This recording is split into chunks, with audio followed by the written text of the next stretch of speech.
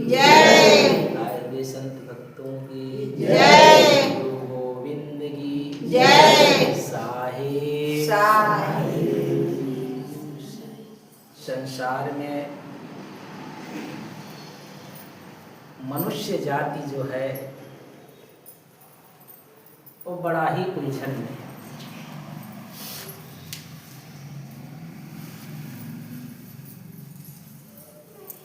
और इस उलझन के कारण ही एक तो इन्हें फुर्सत नहीं है ना, अस्त व्यस्त है,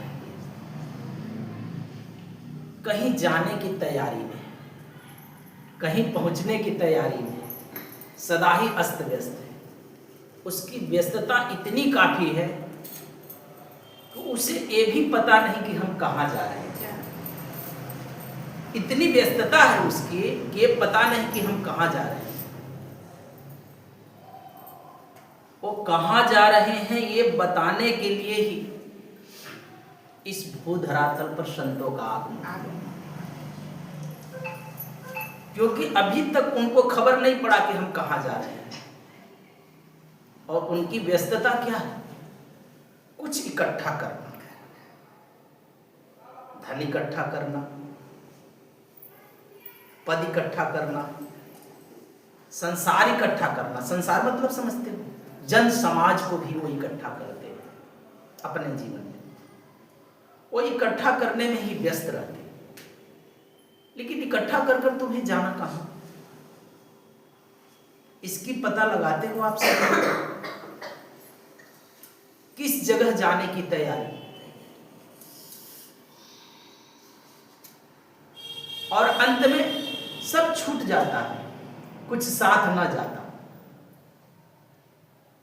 एक माली रहता है, बहुत सारे पुष्पों को तोड़ता है और बहुत सारे पुष्पों को तोड़ करके सुखा करके उसे इत्र बनाता है। जब इत्र बन जाता है तो क्या करता है? इत्र को उसको समझ में नहीं आता तो नाली में डाल देता। फिर उसने इतनी जो मेहनत किया, इसका क्या अर्थ है? एक ग्वाला होता है, बहुत सारे गायों को धुलता है और उसमें अंत में नींबू डाल देता। उसका क्या मतलब?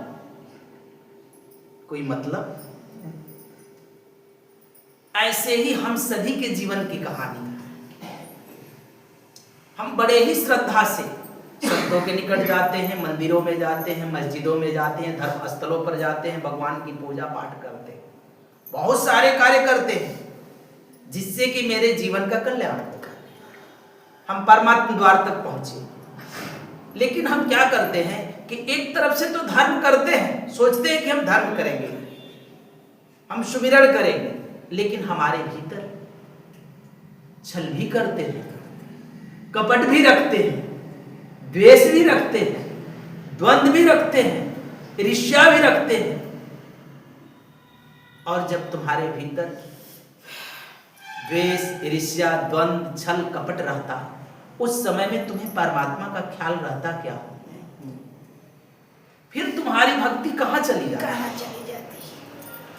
फिर तुम्हारा सुमिरन कहाँ चला जाता? महीने में एक दिन यहां पर तुम आते हो, संडे ही गायब हो जाते। अगर बच्चा जो है, क्यों नहीं होता ऐसा? क्योंकि हम अपने नियम से खुद विचलित हैं। हम किसी गुरु के दरबार में भी पहुंच जाते हैं, उनसे ज्ञान ध्यान ले भी लेते हैं, तो हम उस रास्ते पर नहीं चलते। हम अपने ही शब्दों से विमुख हैं, हम अपने ही कहे कराए से विमुख हैं, हम ठीक से नहीं चलते। परमात्मा यहां पर किसी को कुछ नहीं करता। एक बात याद रखिएगा, इतने जन हो, पूरी उम्र बिता दिए, कम से कम किसी की 40, किसी की 45, किसी की 30। कभी किसी ने भगवान को देखा? मिला किसी से? मिला है जिनको वो हाथ उठाए तो क्या हमको मिल गया? गणेश जी की पूजा किया, शंकर जी की किया, गंगा जी में स्नान किया, है ना? जमुनों में स्नान कितना ने कर लिया होगा, कितना गोदावरी में स्नान किया, कितना गंगा सागर जाकर नहा लिया, कितना काशी में जाकर नहाया है ना, कितना कुंभ में कूद आया। सब जगह मड़िया मार कर आए, कहीं मिला कि नहीं? कहीं नहीं मिला। तुम जिसे मानते हो भगवान, यहां भगवान उपाधि का एक नाम होता है। जिसे जैसे कि आप राम को भगवान मानते, कृष्ण को भगवान मानते, बुद्ध को भगवान मानते, महावीर को भगवान मानते, ईसा को भगवान मान लेते, अरे भगवान मानने वाले, ये एक मान्यता का नाम है कि उसके सानिध्य में उस समय में जब कुछ लोग गए थे तो उनका कल्याण हुआ, इसलिए एक प्रकार का ये भगवान हो गए। लेकिन उस भगवान को नहीं तुम जानते जिसने अखिल ब्रह्मांड की रचना की है, उससे तुम अपरिचित हो। उसकी परिचय कब पाते? और तुम दौड़कर भी कहां जाते? मंदिरों में, मस्जिदों में, गिरजाघर, गुरुद्वारे में दौड़कर, यही तक तुम्हारी दौड़ यही तक है। लेकिन अपने हृदय को कभी बदलते? कभी नहीं बदलते। तुम्हारे हृदय में छल, कपट, द्वेष, राग, ईर्ष्या सब भरा पड़ा है। इसे कभी तुमने छोड़ा नहीं। इसको बदलोगे तब तुम्हारे भीतर उसका आगमन हो सकता है। तुम अपना रूप खुद देखो, और रूप देखने का मतलब नहीं कि तुम कितने सुंदर हो, कितने लिपस्टिक पाउडर लगाकर चकाचक एकदम। रूप देखने का यह मतलब नहीं होता है गोरे हो कि काले हो, कितना इसी रूप में परेशान है। बाहर देखिए, इसी रूप में सभी परेशान है। मुंबई में जाते हैं तो आप लोग तो सफेद हो जाता है बाल, तो काले करा लेते हो। हम मुंबई में जाते हैं ना तो कभी कभी देखते हैं कि लोग नीले भी बाल कराकर ऐसे खड़ा किए रहते हैं।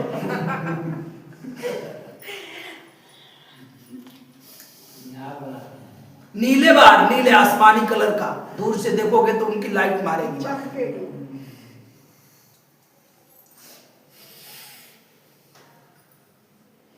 अपने भीतर अपने कर्मों से व्यक्ति अपने रूप को झांकता है कि मैं कौन हूं। सदगुरु कबीर साहब कहते हैं कि हृदय भीतर आरसी कि रूप देखा नहीं जाए। रूप तो तब ही देखिए जब दिल की दुविधा जाए।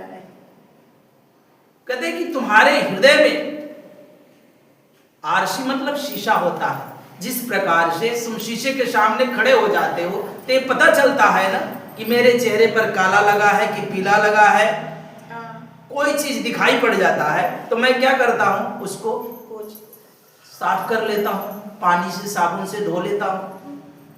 लेकिन जब हम संतों के निकट जाते हैं तो वो हमारे रूप को दिखाते हैं। कौन से रूप को? तो हमारे कर्म रूपी रूप को, जो हमारे जीवन में कर्म होते हैं, कि हम अपनी शकल उसी से देखते हैं कि हमारे भीतर द्वेष है कि ईर्ष्या है कि द्वंद्व है कि छल है कि कपट है। क्योंकि जब तक इसका ये मैल को आप धोओगे नहीं तब तक तुम्हारे हृदय में कभी वह परमात्मा आसन नहीं लगाएगा। कभी कोई गुरु तुम्हारे हृदय में आसन नहीं लगा सकता। और गुरु के निकट इसीलिए हम जाते हैं। लेकिन हम बार बार संसार की इकट्ठा करने में लगे रहते हैं। किनका चोरी कर लूं, कितना बेईमानी कर लूं, किनका लूटपाट कर लूं। सत्संग तो याद ही नहीं रहता। कितने को पूर्णिमा भी नहीं याद रहता। हम वो बातें याद नहीं करते। अच्छा, देखते हैं आपके परिवार के बच्चे भी पढ़ाई लिखाई नहीं करते हैं आप ही के जैसे। आप कहते हैं कि हमारा लड़का पढ़ता नहीं है, स्कूल नहीं जाता है। स्कूल जाने का जब समय होता है तो भाग जाता है खेलने के लिए। कितना दौड़ाते हैं तो जाता है। बिल्कुल तुम्हारे जैसा है। तुम पर ही वो गया है क्योंकि तुम्हारा औलाद है। तुम भी यहाँ पर स्कूल में नाम लिखवा लिए। तुम्हारा भी संडे आता है, तुम भी गायब रहते हो। तुमको भी कितना कहा जाता है पूर्णिमा आता है, तुम भी कहाँ हो, गैर हाजिरी। तुम्हारी असर है उस पर। तुम मत पूछो कि किसकी असर है। अगर एक बच्चा बिगड़ जाता है ना तो इसमें जानते हो माता पिता का ही सारा गलती होता है, किसी और का होता नहीं। हम उसको ऐसा शिक्षा दीक्षा नहीं दे सके जिससे कि हमारी बातों के अनुकूल वो चल सके। बहुत सारे लोगों को देखते हैं कि बुढ़ा होने पर अपने माता पिता को भगा भी देते, निकाल भी देते। कितने माता पिता तो वृद्धा आश्रम में रहते हैं। बहुत धन इकट्ठा किया अपने जीवन में, बहुत धन इकट्ठा किया और पता चला कि सारा धन लेकर के, एक तो व्यक्ति का मैं ये हाल जानता हूं कि मुंबई में मैं जाता हूं तो अपने बच्चे को, उनके 3 बेटे थे और तीनों को पढ़ाया लिखाया और तीनों अमेरिका गए अपनी अपनी पत्नी को लेकर के। उनके पूरे कंपनी और उनके मकान और घर नौकरों को दे दिया, उन्होंने लिख पढ़ दिया। नौकर को नहीं कोई करने वाला था, जो नौकर था उसको दे दिया।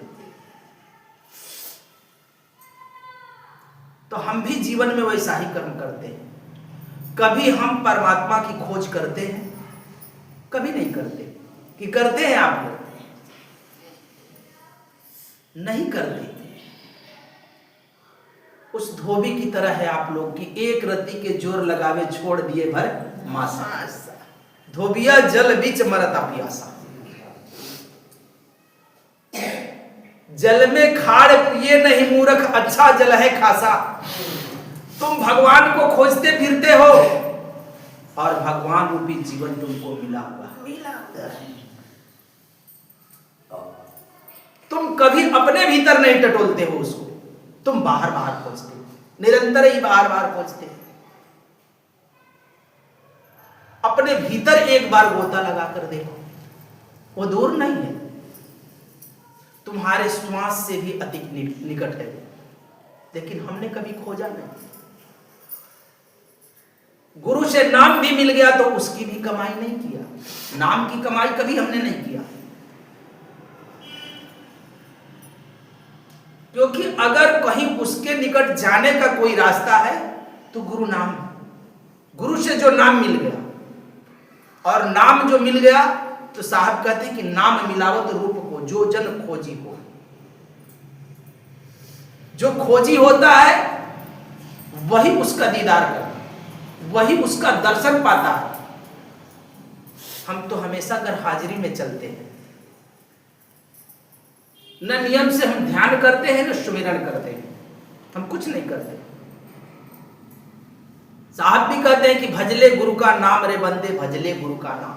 नाम भजन है सार जगत में, बाकी सब बेकार। तुम अपने जीवन में कुछ भी, कितना भी धन इकट्ठा कर लो, उसमें से क्या तुम्हारे साथ जाता?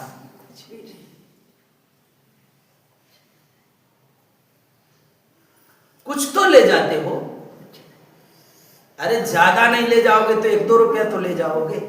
अगर वो अभी नहीं जाता तो फिर किस काम की ये जीवन? किसके पीछे बिता रहे हो?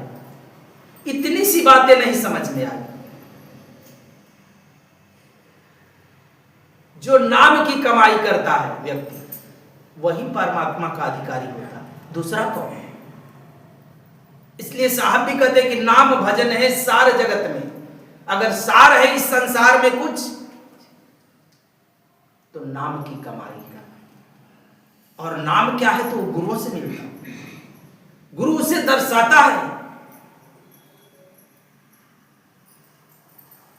गुरु उसे परखाता है कि इस विधि उस नाम का स्मरण करने पर वह परमात्मा का साक्षात्कार होता है। और कबीर साहब तो कहते हैं कि घर जलाई अपना, लिया मुरारा हाथ, ताहू के घर जलावते जिन चलत हमारो साथ।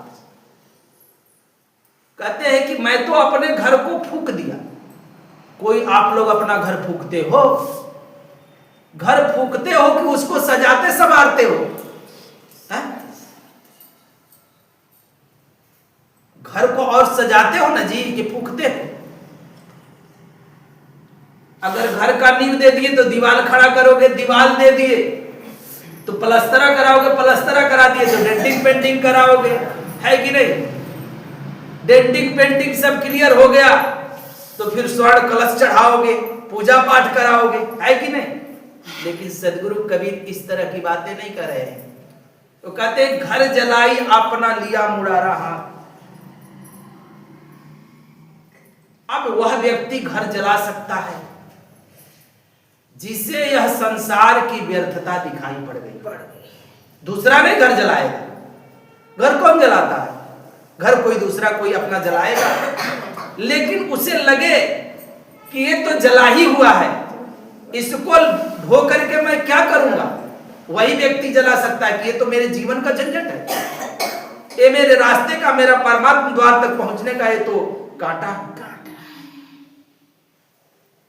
तो जिसे इस जगत में, इस संसार व्यर्थता दिखाई पड़ गई, वो अपना घर जलाता है, दूसरा नहीं जलाता।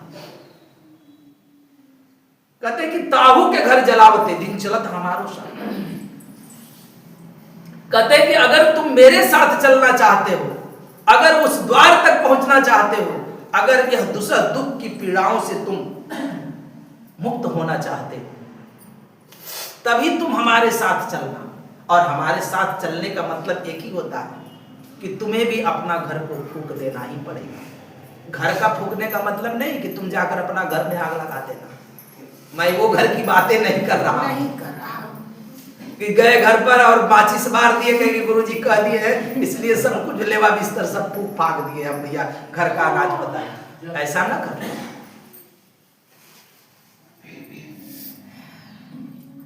क्योंकि अगर जीवन मिला है तो जीवन के साथ साथ तो उसकी कोटेशन भी है। ये शरीर है तो शरीर के लिए भोजन, मकान, कपड़ा चाहिए, है ना? ये 3 चीज चाहिए ना। तो इसका कोटेशन के लिए तो संसार कार्य करना पड़ेगा, इसलिए एक कर्म करना ही पड़ेगा। लेकिन दूसरे तल पर तुम्हारा मन भी है, भीतर में थोड़ा सा आएंगे तो हमारा मन भी है। तो मन के लिए भी व्यक्ति को, वो अपना तल है इसका, तो मन के लिए क्या करोगे? मन हमारा कहीं मोबाइल देखेगा, आजकल तो ले घसेट घसेट घसेट मोबाइल देखेगा, टीवी देखेगा, गाना सुनेगा, नाच देखेगा। ये तुम्हारा मन का तल है। ये मन अपनी मांग करता है, तरह तरह की कल्पनाओं में डूबेगा, तरह तरह की सोच विचारों में खोया रहेगा।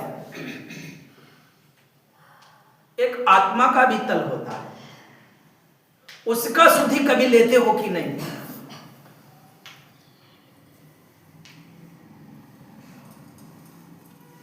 तो परमात्मा के लिए शरीर से उठ करके आत्मा तक पहुंचना भी, तो शरीर से भी मुझे सुमिरन करना है। मन में जब प्रवेश हो तो मन से करना है, तो शरीर से तो मुख से जप करके कर सकते हो। अगर तुम्हें मन से नहीं होता है तो मुख से करो। अगर मुख से कर ले रहे हो तो फिर मन से करो। और मन करते करते तो फिर एक समय ऐसा आता है कि तुम उस मुकाम पर न मन बोलता है न मुंह बोलता है, अपने आप ये होने लगता है। तो उस मुकाम पर जाने के लिए ही गुरु हमें नाम देता है। लेकिन अभी तक जो गुरु से मैंने नाम लिया, जैसे कि तैसे ही पड़ा रह गया, मेरे मन तक भी नहीं आया। और मन से उठ करके जो अपने आप अनहद नाद में परिणित होता है, कभी उस मुकाम तक हम नहीं पहुंचे। जहां स्वयं ही वो नाम चालू है, निरंतर ही हो रहा है, उस मुकाम तक भी हम नहीं पहुंचे। और ये कब होता है? ये तभी होता है या तो सेवा हो, या तो प्रेम, या साधन। तो साधन तो हम देख ही रहे हैं आप लोगों का कि कितना करते हैं घर पर, वो तो मुझे पता चलता है कि कितना कर रहे हैं। और सेवा भी सामने ही है।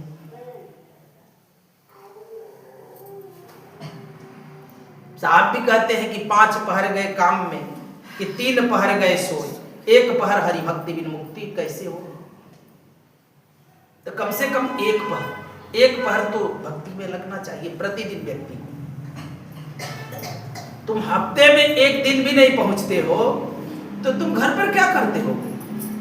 वहां तो तुम्हें कोई देखने वाला भी नहीं। कैसे करते हो शुक्र? यहां पर कितने लोग, पुरुष लोग दीक्षा लिए हैं, यहां पर कहां है? कोई खेत में काट रहा है, कोई बो रहा है, कोई जोत रहा है, कोई संसार में उलझे हो। तो और खास तौर से महीने में भी एक दिन तुम्हें समय दो। तुम कहां जा रहे हो, यही मैं पूछ रहा हूं, तुम जा कहां रहे हो, किस जगह की तुम्हारी तैयारी है, कहां चले जाओगे?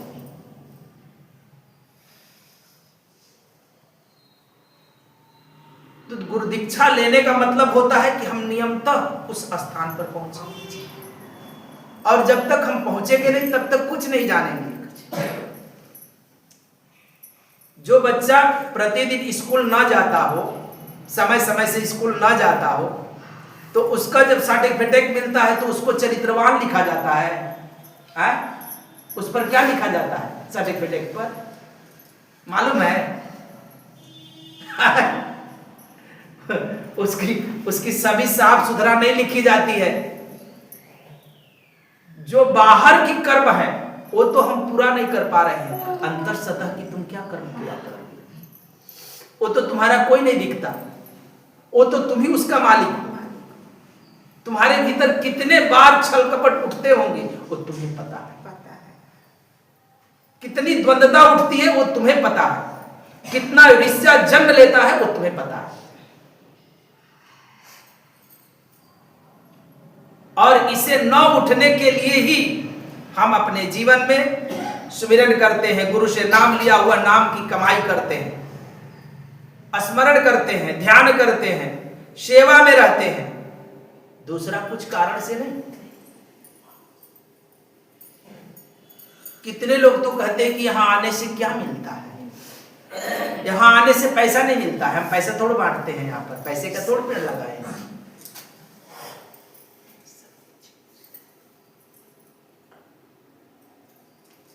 लोग यही पूछता है कि वहां पर जाने से आपको क्या मिलता, और हम दूसरे के कहे पर भी चलते हैं। लोग कितने कहते हैं कि वहां क्या करते हैं जाकर इतने देर। इसकी भी तुम्हें तो संसार की लाज है, लज्जा भी एक अहंकार है, ये याद रखना।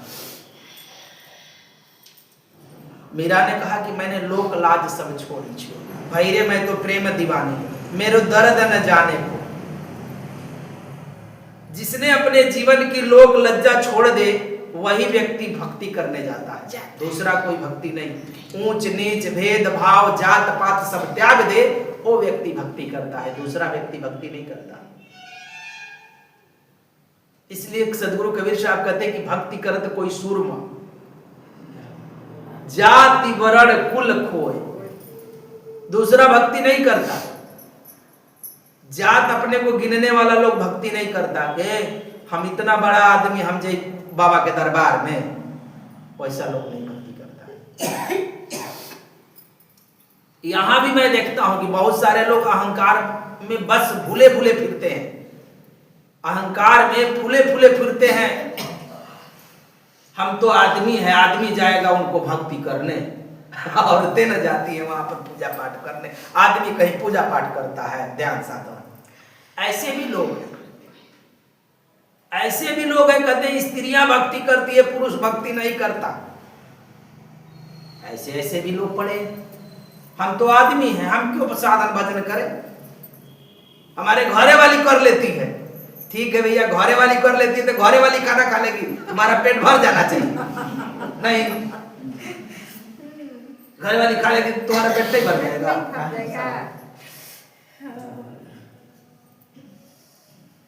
कहते हैं कि झोटवा पंच औरतें भक्ति भजन करती है, झोटवा पंच पुरुष है।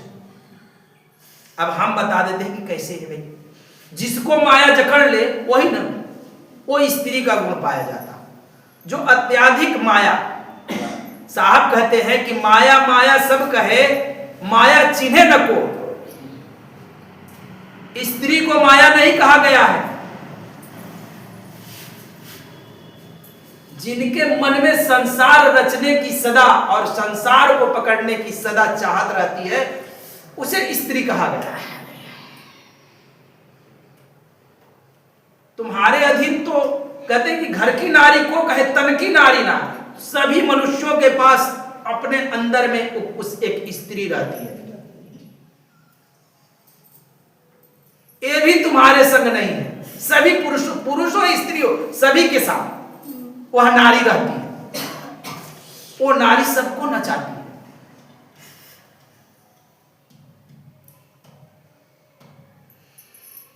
साहब कहते हैं कि नर को नारी जानिए जो है विषय विरक्त, विषयासक्त, जो विषय वासनाओं में, चाहे धन की वासना हो, पद की वासना हो, जगह जमीन की वासना हो, वासना कई प्रकार की है, या काम वासना। तो साहब कहते हैं कि नर को नारी जानिए जो है विषयासक्त, विषय वासनाओं में जो सदा रहता है, उसी को नारी समझो। नारी दूसरे को नहीं समझना चाहिए। नारी को नर जानिए जो है विषय विरक्त, जो संसार का काम काज छोड़कर जो परमात्मा का दीदार के लिए निकल पड़े, दर्शन के लिए निकल पड़े, सत्संग के लिए निकल पड़े, कम से कम उसके भीतर तो एक त्याग तो है कि एक क्षण में छोड़ा और चल दिया सत्संग के लिए, तो उसको कहते हैं पुरुषार्थ उसके भीतर। उस व्यक्ति के भीतर पुरुषार्थ नहीं जो कि अपने काम काज को, जो संसार में छूट जाने वाला है। मैंने पहले ही बताया कि बहुत सारे फूल को तोड़ करके इत्र बनाया और इत्र को नाली में डाल दिया। उसका क्या मतलब? पूरे जिंदगी तुमने धन इकट्ठा किया और मरते समय में तुम्हारा एक पैसा नहीं गया। इसका क्या अर्थ? तुम्हारे एक रुपया, एक चवन्नी भी, यानी तुम्हारा कफन भी तुम्हारे साथ में, ये शरीर है ये भी तुम्हारे साथ नहीं गया, इसको भी जला गाड़ दिया। इसका क्या मतलब? इसीलिए मैंने कहा कि वो कबीर साहब को दिखा था, तब उन्होंने कहा कि घर जलाई अपना लिया मुड़ा रहा, ताहू के घर जलावते जिन चलत हमारो साथ। तो उनको ऐसी दृष्टि मिली, उन्होंने इस तरह से देखा संसार को और देखने में सक्षम रहा, इसलिए उन्हें सत्य झलका।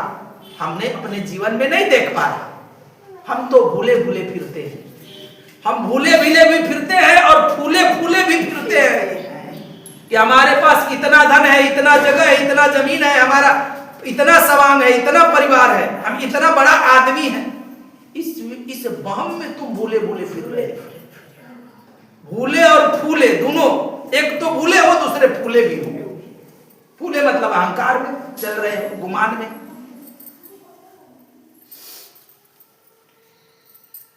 फिर तुम क्या लेकर जा रहे हो? और जीवन ज्यादा दिन की नहीं। तुम्हारे पूर्वज चले गए कि हैं? चले गए। कहां गए? जो तुम्हारे बाप दादा दादा के दादा थे वो कहां गए? चले गए। तुम क्या रहोगे? नहीं। तो फिर किस चीज की तैयारी है तुम्हारी? उस परमात्मा का सुमिरन कर लो, ये अवसर है। ये तुम्हें जो जीवन मिला है, ये जीवन ही तुम्हारा अवसर है। उसका सुमिरन कर लो, उसका ध्यान कर लो, उसमें एक बार गोता लगा लो अपने जीवन में, डूब जाओ उसमें। यहां तुम्हारा कुछ नहीं। अगर तुम सोचते हो कि मेरा कुछ है, तो तुम ध्यान करना, कितने की आंखें छीन लिया, कितने का बाल छीन लिया। अब तुम अपने चेहरे आईने में देखना जाकर के, कितने की चमड़ी छीन रहा है, सिकाई आ रही है चेहरे पर, है ना, झुर्रियां पड़ रही है, छुरियां पड़ रही है, ये सब छीने जा रहा है तुम्हारे। एक दिन ये पूरा शरीर छीन लेगा, तुम ऐसे ही देखते रह जाओगे, कुछ न कर सकोगे। इसलिए जो कमाने योग्य है वो कमा लो, और वो चीज कमाओ कि जो तुम्हारे संग साथ जाए। मैंने कई बार आप लोगों को कहा कि कमाई वो कमाओ जो तुम्हारे साथ जा सके। वो क्या कमाना है? जो यहीं रह जाए। वो क्या कमाना? लेकिन हम वही कमाते हैं जो यहीं रह जाए। ले जाने की कोई उपाय करते हैं कि जब हम अकेले यहां से उस यात्रा पर निकलेंगे और सभी को निकलना है, उस समय में कोई तुम्हारा साथी संगी नहीं होगा कि होगा? नहीं। एक व्यक्ति एक गांव में रहते थे। एक छोटी सी कहानी समझ लेना आप लोगों को, शायद समझ में आ जाए बातें। तो वो व्यक्ति अच्छा से मजे में रहता था, जैसे आप लोग मजे में रहते हैं अपने घर पर। अपना अच्छा चल रहा था बेचारे का, खाना पीना, दुकान, काम धंधा सब अच्छा चल रहा था, एकदम चकाचक। एक बार क्या हुआ कि उसको कोर्ट से नोटिस आया, ऐसे आप लोगों को भी नोटिस आ रहा है ना, वो नोटिस आ गया उसको। और उस बेचारे का अच्छा खासा मतलब जिंदगी चल रहा था। उसकी जिंदगी में 3 मित्र थे। कितने? 3 दोस्त थे।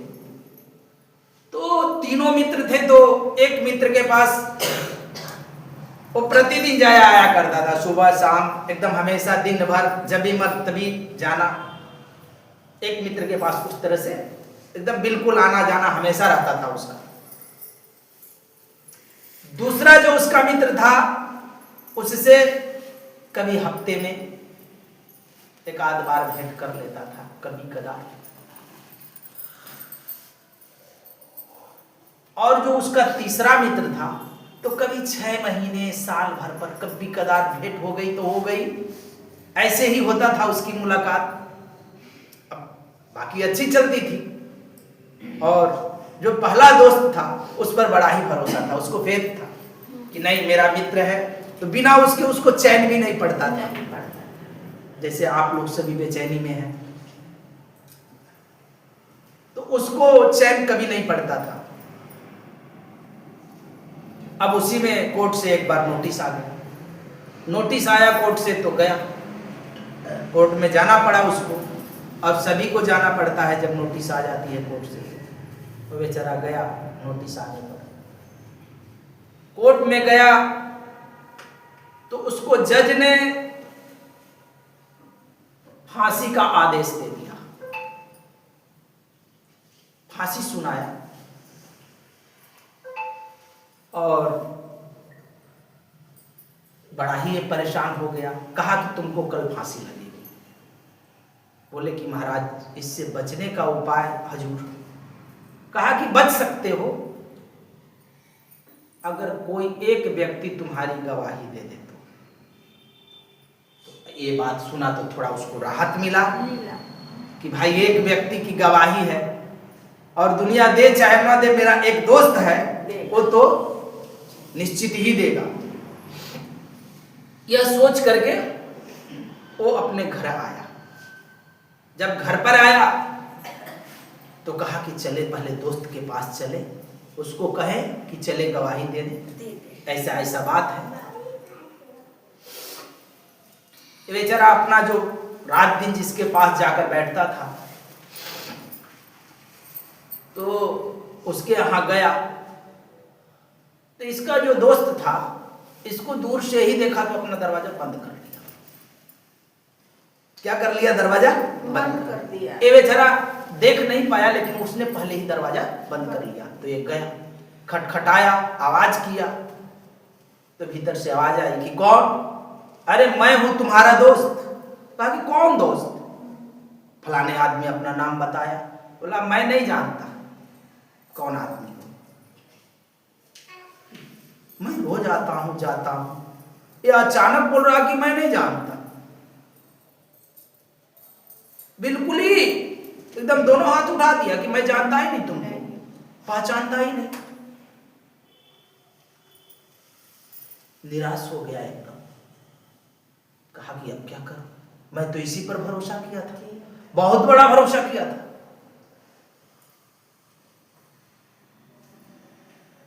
निराश होकर के वहां से चला गया। कहा कि अब तो लगता है कि फांसी मुझे लग ही जाएगी। तो फिर उसको याद आया कि चलो दूसरा दोस्त है। कहा कि मैं तो इसके पास इतना आता था, इसी पर भरोसा था, रात दिन इसी के पास आना जाना था, मेरा उठना बैठना था।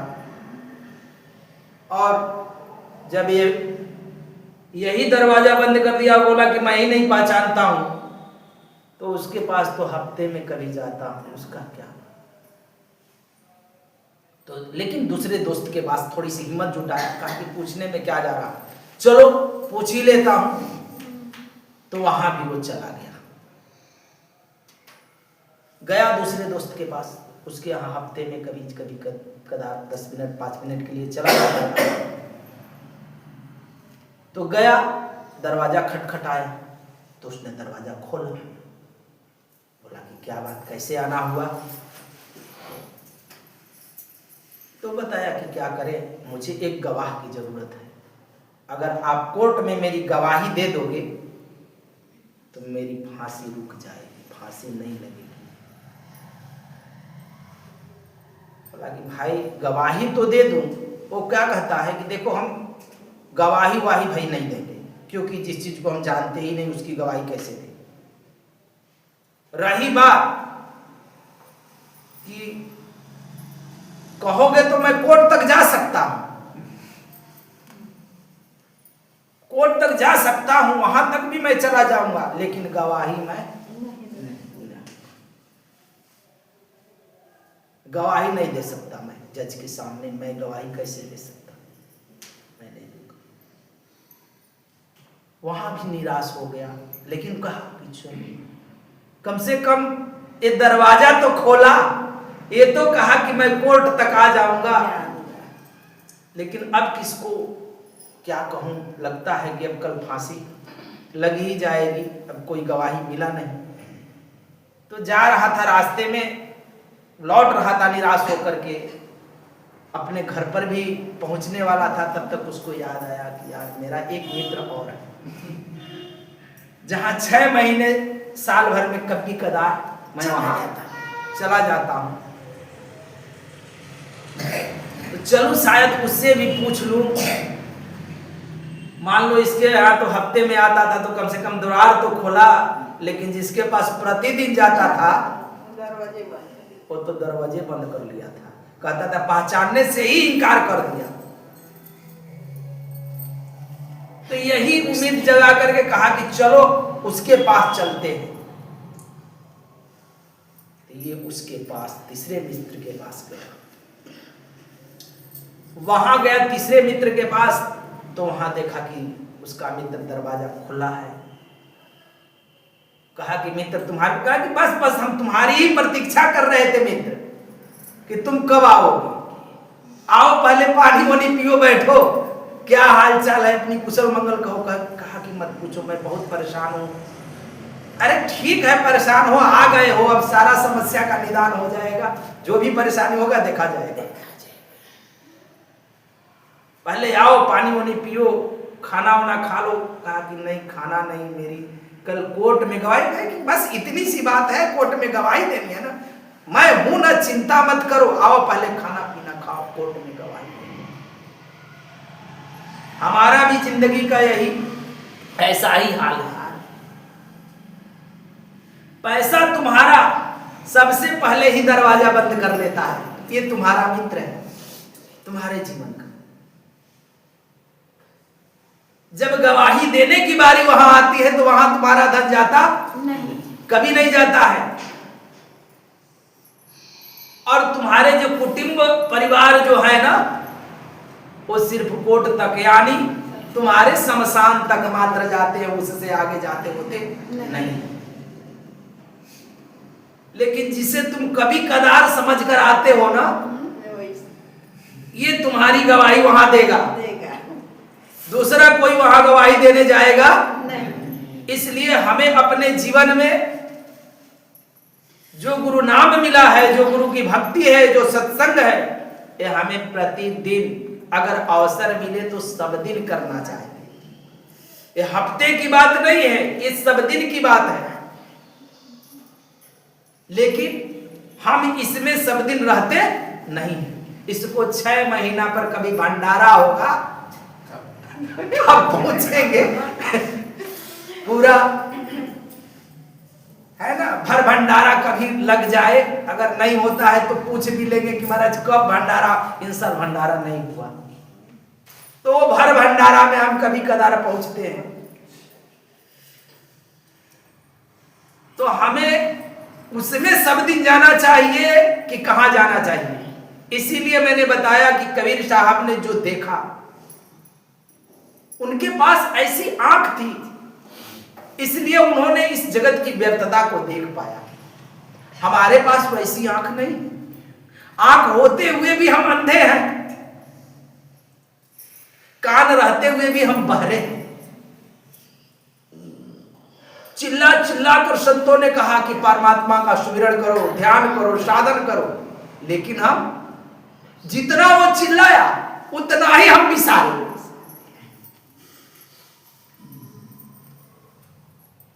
देखते भगवान की चर्चा करने के लिए कितनी मंदिर, कितनी मस्जिद, कितना आश्रम, कितना गुरुद्वारा, कितने संत महात्मा घूमते हैं, चिल्ला चिल्ला कर कहते हैं कि भाई तुम जागो और उस परमात्मा का सुमिरन करो। अच्छा, यमराज का कहीं चलता है? कोई यमराज का कहीं है कि भाई इतना गाली गलौज सीखो, इतना दारू शराब पीना पिलाना सीखो, ये देखते हो कहीं नहीं ना चलता है। फिर भी तुम लोगों को याद है कि नहीं ये सब चीजें? गाली देना के क्रिया कहीं सिखाई जाती है? नहीं ना, नहीं ना सिखाई जाती। झगड़ा करना सिखाया जाता है। शुभ काम करना होता है तो हम क्या करते हैं? पंडित जी से मुहूर्त देखते हैं। ऐसे मुहूर्त झूठा है, पंडितों ने फंसाया है, लेकिन फिर भी हम मुहूर्त देखने जाते हैं कि पंडित जी जरा मुहूर्त देख लीजिए, कौना समय में ब्याह है, कौना समय में स्नान है नहीं, कौना समय में पूजा पाठ करना है, समय देखते हैं। गाली देने के लिए कभी समय पूछते हो कि पंडित जी जरा देख लीजिए चौपड़ी की फलाना आदमी ऐसे किया था, हमको उसको गाली देना है, जरा समय मुहूर्त देखकर बताइए। तत्काल रिएक्शन देते हो कि नहीं? वैसे ही मृत्यु कहीं आपको लिखा पड़ी है? नहीं ना, मृत्यु कभी भी आ सकती है, तो इसका तत्काल रिएक्शन कैसे दोगे? नहीं ना दे सकते हो। इसलिए कबीर साहब ने कहा कि श्वास श्वास पर नाम ले। तुम्हारा जो श्वास है बाहर जा रहा है और फिर अंदर आ रहा है, ख्याल करना अपनी श्वास की तरफ। सभी लोग जा रहा है ना बाहर और आ रहा है। अब मान लो कि ये श्वास बाहर गई और बाहर ही रुक गई, तो क्या करोगे? जहां हो वहीं रह जाओगे, फिर हिलोगे नहीं। ये तुम्हारी पूंजी है। कहते हैं साहब कि श्वास श्वास पर नाम ले, वृथा श्वास मत कोय, ना जाने यह श्वास को आमन हो या ना हो। तो फिर ये लौट करके अंदर आएगी कि नहीं, इसका तुम्हारी लिखा पड़ी है किसी के पास? नहीं ना है। ये श्वासा खाली जात है। तीनों लोगों की कोई संपत्ति तुम्हें मिला है तो तुम्हारा श्वास मिला है। अब ये श्वास को चोरी करने में बिताओ, धन कमाने में बिताओ, परिवार से मिलने में बिताओ, या भगवान का सुमिरन करने में बिताओ, ये अमूल्य है। इसकी कीमत कोई चुका नहीं सकता। जो तुम्हें श्वास दिया है परमात्मा ने, इसकी तुम कोई भी कीमत देकर के नहीं चुका सकते हो। इसकी कीमत कोई डॉक्टर फाक्टर नहीं चुका सकता है।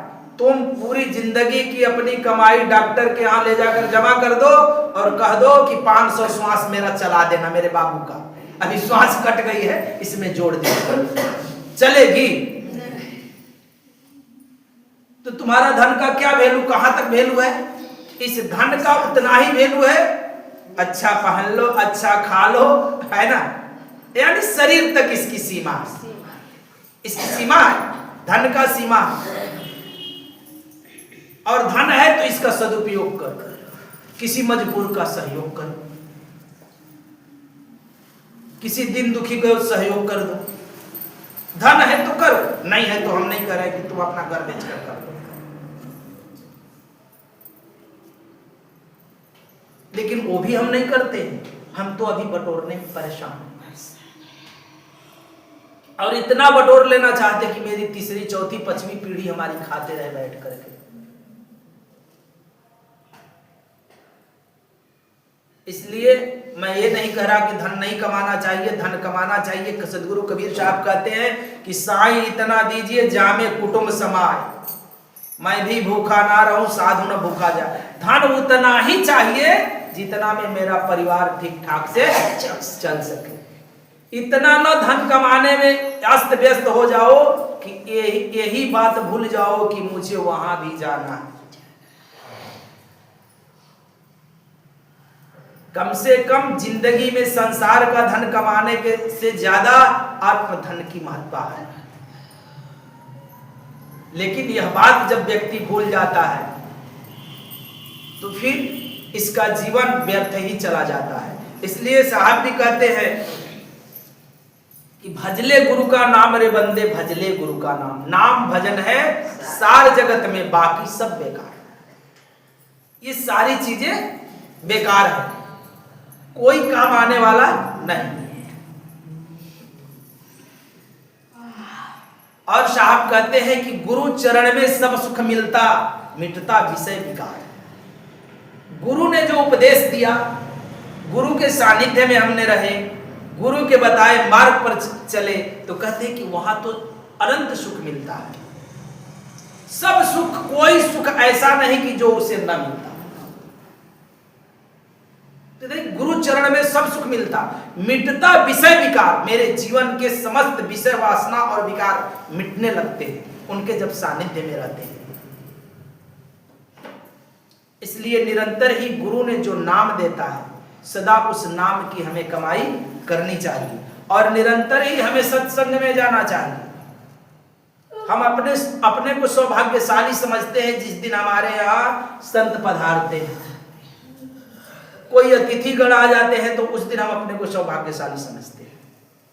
लेकिन हम कैसा समझते हैं? आप सभी लोग भी सौभाग्यशाली समझते हैं। और हम जब थे तो जब भी गुरु दरबार में पहुंचते थे तो हम लोग सारा कार्यक्रम छोड़ छाड़ करके पहुंचते। और हमारे यहाँ सत्संगी जितने हैं तो पता लग जाए कि आज एतवार है, आज ये कुदरा जाएंगे, आज सत्संग में नहीं जाएंगे, आज ये कुदरा निकल जाएंगे। आते हैं घर से कह करके कि सत्संग जा रहे हैं और निकल लेते हैं कुदरा बाजार में। वैसे उनके घर के बच्चे लड़के रहते हैं तो वो भी कह के आता है कि माई रे जाता नहीं स्कूल है, और वो अपन निकल जला खेल। जैसा तुम करते हो वैसा तुम्हारे बच्चे कर रहे हैं। हम कई संडे से देख रहे हैं कि यहाँ पर लोग कोई संडे को नहीं आता। तुम संडे को सत्संग छोड़ दिया, पूर्णिमा भी छोड़ दोगे, है कि नहीं? अगर तुम सोचते हो कि हम घर में रह करके सब कुछ हमको मिल जाएगा तो फिर स्कूल किस लिए? अगर घर में ही बच्चा पढ़ करके पास हो जाए तो स्कूल में जाने की क्या जरूरत है कोई? कबीर साहब ने इसका नियम बनाया है कि अगर गांव में आश्रम है तो सुबह शाम दोनों टाइम जाना चाहिए। ऐसा नियम आबद्ध किया। आप कबीरपंथी हो, आप सभी कि लबीरपंथी हो, फिर तुम्हारे पास परेशानियां आता है तो बोलते कि साहब कहां कौन फायदा क्या? फायदा वाला काम ही नहीं किया है। तुम क्या समझते हो कि गले में पगहा बांध लिए? अरे भैया, तार पगहा से नहीं, तार किसी और चीज से चढ़ाया गया है, वहां से तार उतरती है, हम नहीं उतारते, चढ़ाते। कहे कि अगर गांव में आश्रम है तो सुबह शाम पायला की बंदगी होनी चाहिए। 5 ही मिनट के लिए जाओ, लेकिन जाओ। यह नियम बताया कबीर साहब ने। धर्मदास को समझाया कि अगर गुरु दरबार है तो वहां जाना चाहिए। अगर आश्रम 5 किलोमीटर 10 किलोमीटर दूरी पर है तो कहते हैं कि हफ्ता में एक बार जाना चाहिए। अगर 20 किलोमीटर दूरी है, 25 किलोमीटर दूरी है तो कहते हैं कि महीना में एक बार जरूर चला जाना चाहिए गुरु आश्रम में, अपना हाल चाल लेना और देना चाहिए। अगर 100-200 किलोमीटर दूरी पर है तो 3 महीना नहीं तो 6 महीना में, अगर 1000-2000 किलोमीटर पर दूरी पर है तो साल में एक बार जाना चाहिए। तो जो लोग सिर्फ भंडारा में आते हैं और भले ही टिकट है तो समझ लेना कि वो कितनी दूरी पर है, उनकी दूरी तय कर लेना। आप लोग जान लेना कि वो कितनी दूरी पर लगते हैं, उनका घर कितना दूर है।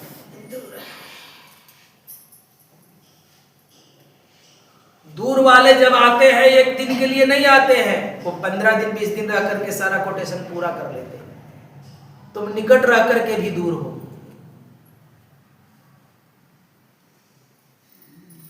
तुम्हारे गांव में आश्रम रहकर भी बहुत दूरी पर है,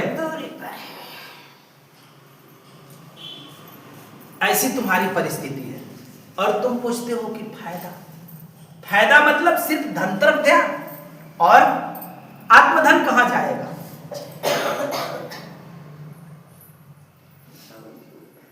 मनुष्य में तो जन्म हुआ है, लेकिन मनुष्य होकर के मृत्यु फिर नहीं होगी। साहब कहते हैं कि मानुष होकर ना मरा, मरा तो डांगर हो।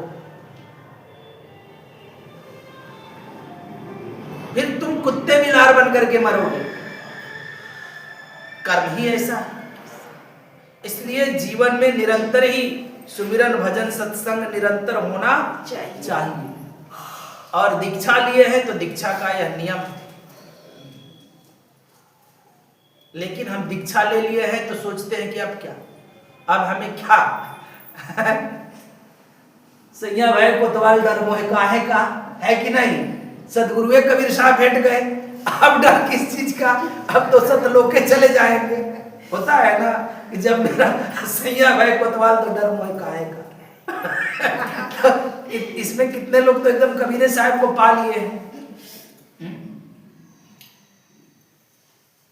सदगुरु कबीर साहब ये बात कहे हैं कि हरि सेवा युग 4 है, यानी भगवान की चारों युगों तक सेवा करोगे तो भी वह फल नहीं मिलता है। कैसा? कहते हैं हरि सेवा युग 4 है, गुरु सेवा फल 1, ताके पटतर ना तुले संतन किया विवेक।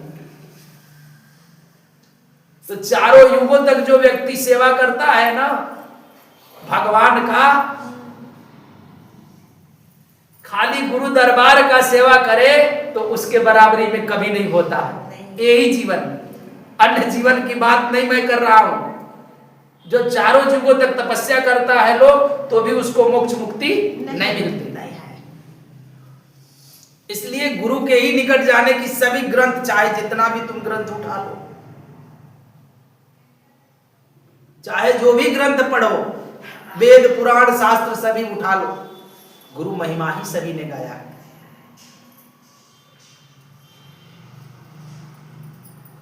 इसलिए जीवन में हमें अपने सदगुरु के निकट जाकर के ही अगर नाम मिल गया तो घर पर तो अपना हफ्ता दिन करते हैं, लेकिन हफ्ता में एक दिन जब जाते हैं तो मेरे अंदर का जो भी गंदगी भरा रहता है, द्वेष का, द्रोह का, छल का, कपट का, ये सब निकल जाता है। हमारे जीवन में सदा ही दया रहना चाहिए, करुणा रहनी चाहिए, प्रेम रहना चाहिए, श्रद्धा रहना चाहिए। लेकिन हम तो प्रमाद से घिरे हैं, द्वंद्वता से घिरे हैं, छल कपट से घिरे हैं, चालबाजी खेलते रहते हैं, चतुराई बताते हैं।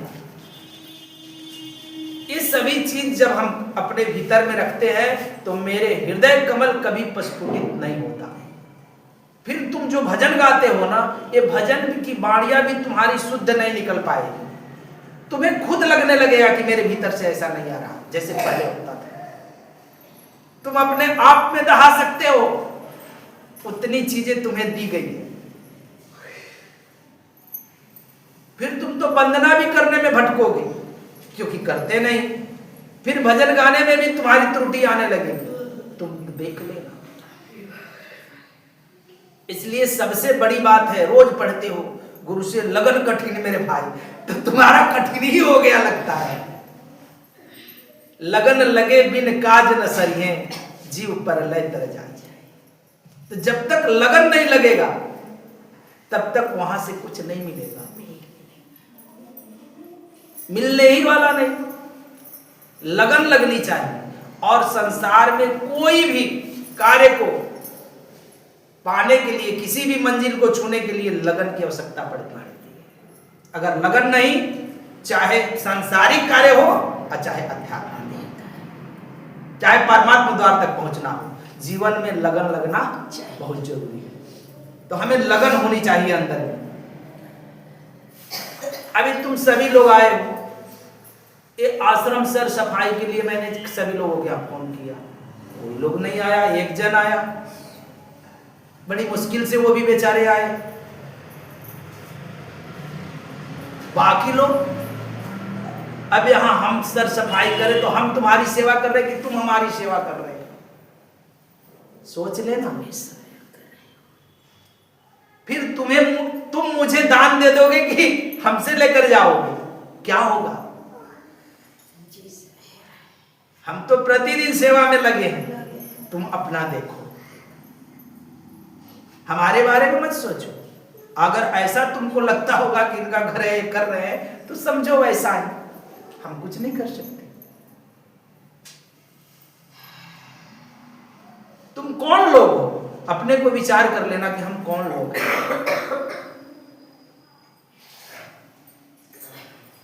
सभी लोग अपने आप को विचार करना कि हम कौन लोग हैं।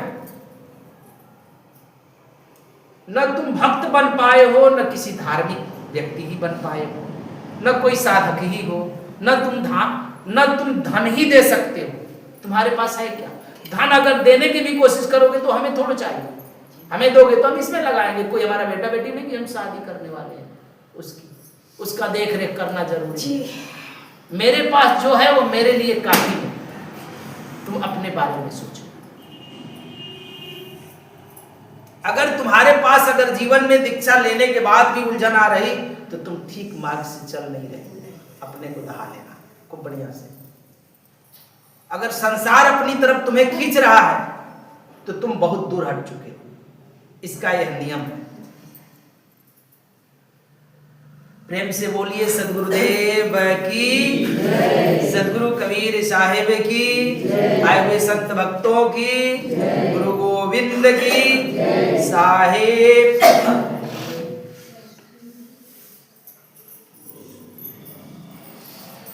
चलिए आप लोग एक भजन गा लीजिए।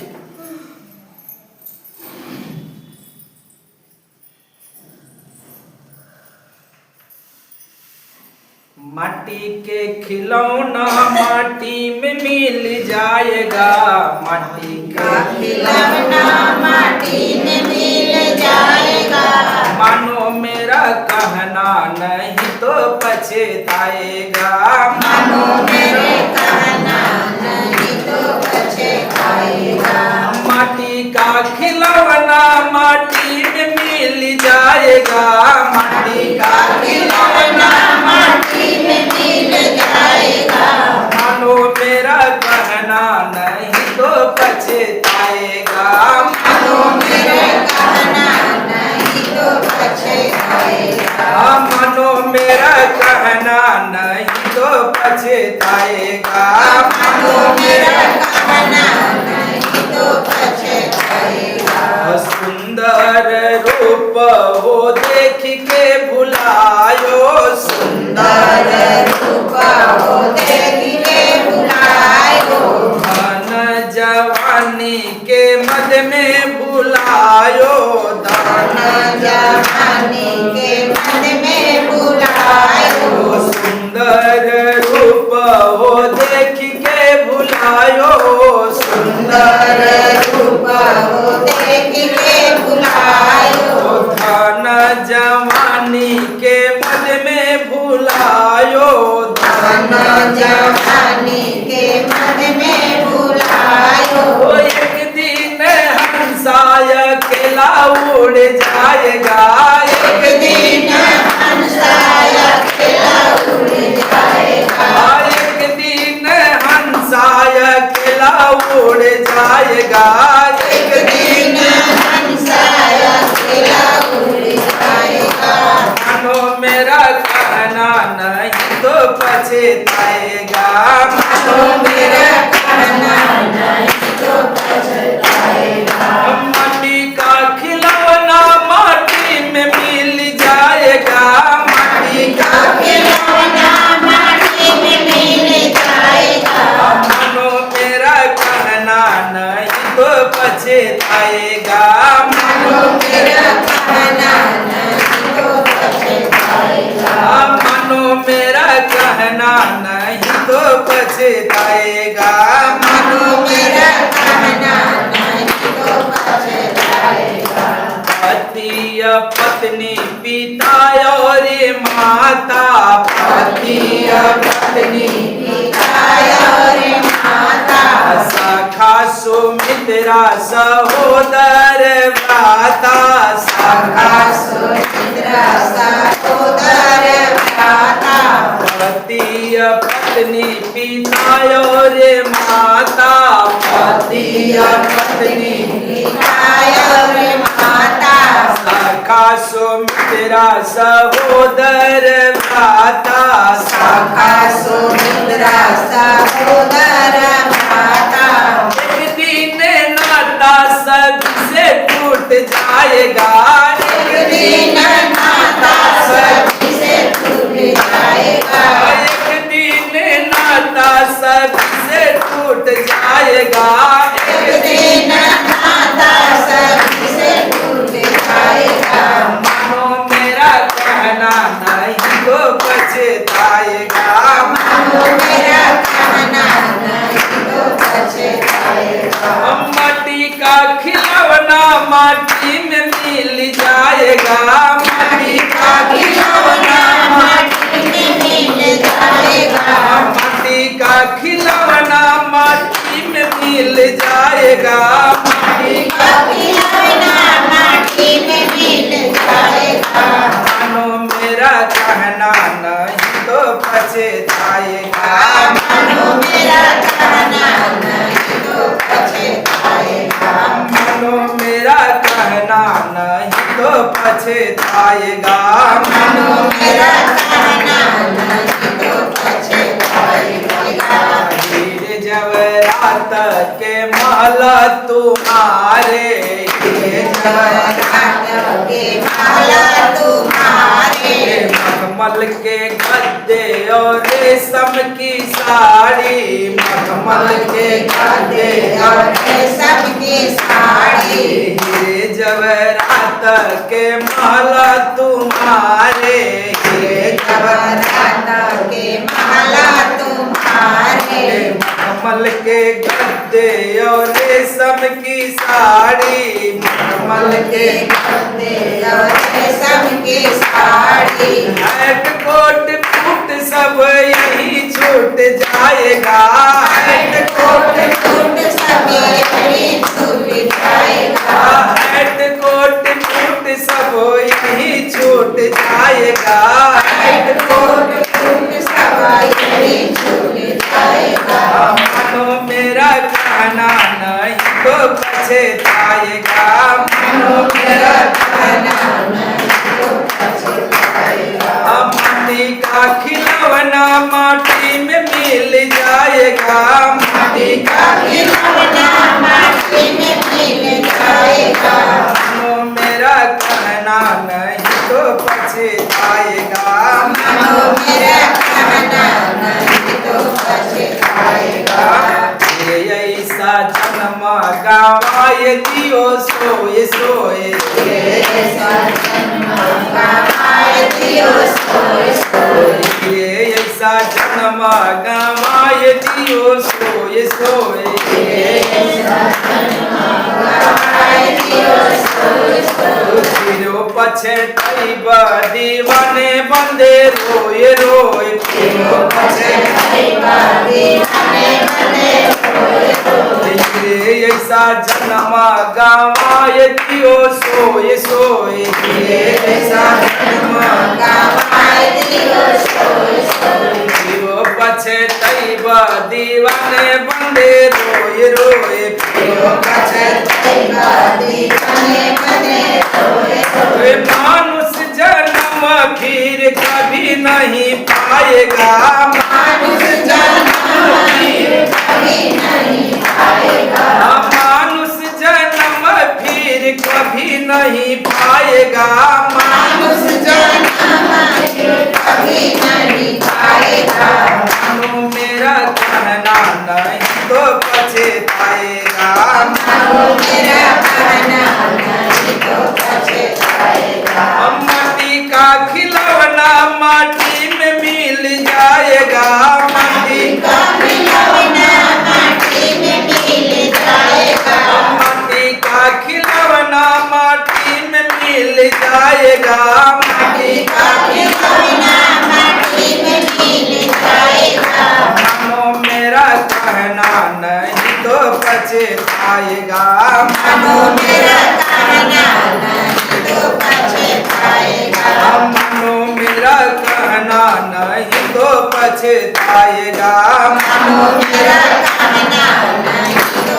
पछताएगा, मानो मेरा कहना नहीं तो पछताएगा, मानो मेरा